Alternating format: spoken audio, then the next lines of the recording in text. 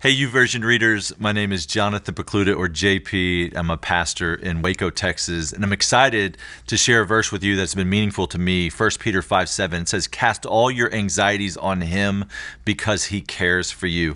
Now, the context of this verse, in verse 5, it says, "Clothe yourself in humility." It says, "Humble yourselves under the mighty hand of God so that in due time he may lift you up." And so there's this clothing yourself in humility, and then we get to verse 7, he says, "Throw this off."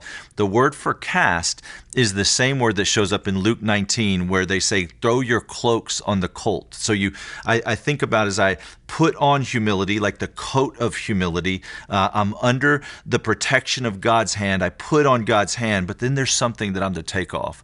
I'm to take off anxiety. And where it says cast, it's almost like you throw a coat on a coat rack. Like I have it and I just kind of carelessly throw it off. Like I don't want that on me.